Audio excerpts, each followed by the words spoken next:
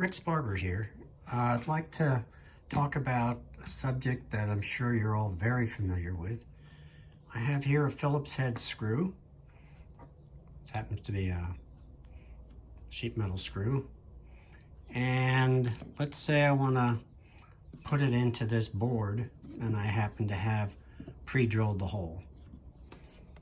And you're all familiar with the fact that, first of all, the Phillips head has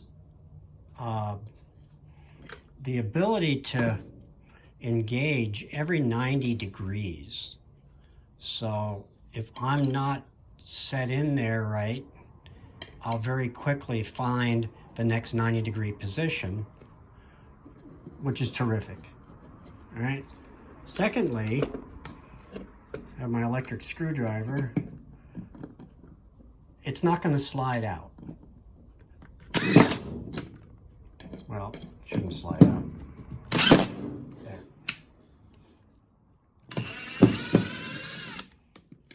Okay, there's no surprise there.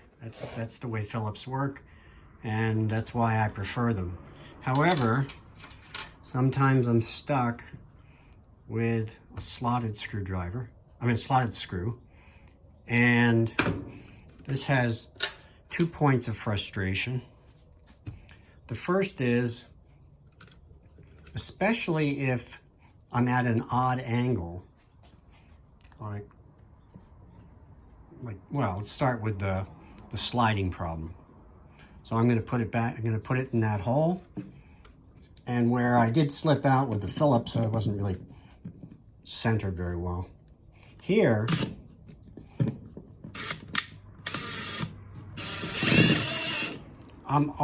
I didn't do it that time, of course, but often I slide off. And in fact, on this side, when I was practicing, you can see the gouge. You've all done that, right? There we go. So I'm trying to take it out, and it's just really hard to keep it centered. Secondly, because there's a slot there, there's only 2 opportunities for engagement, one every 180 degrees. And so let me put it back in. I'll illustrate the point.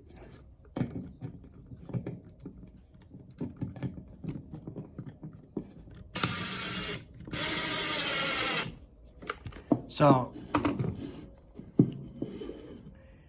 in this case, I can see it. I can turn that screwdriver slot, go right in, not a problem.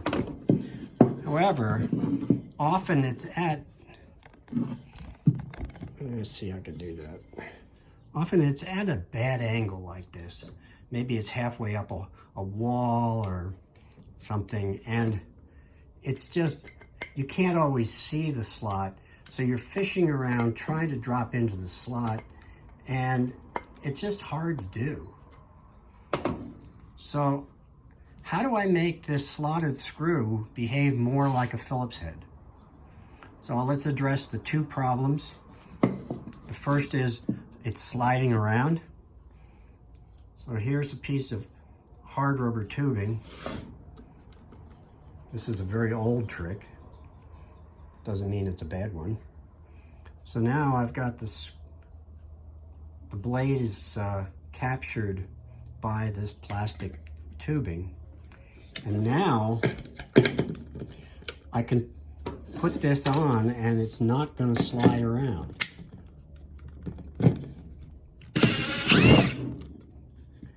Now that also illustrates a second point. And let me put it back in.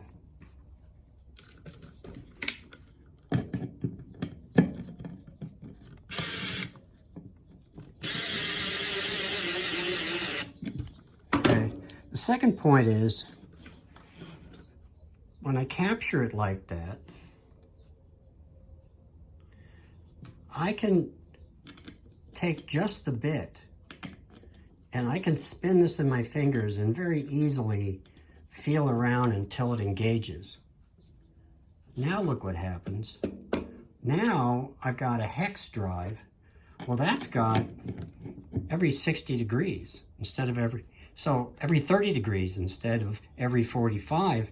So I can very easily turn this bit around and get on engagement. At which point, as you saw a moment ago, I can take it right off. And again, the place where this is most useful is at those odd angles where I can't really see the slot.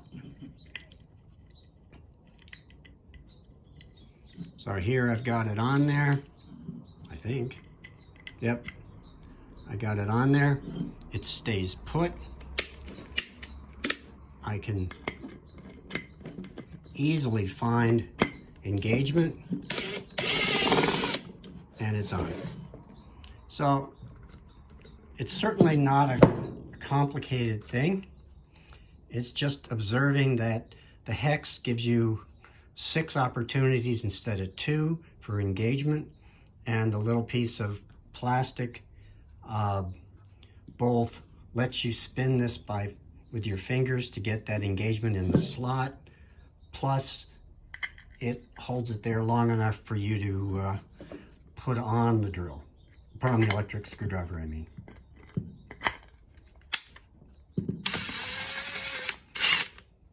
So, hopefully you'll see this and come up with some great improvements so that we can make this even better.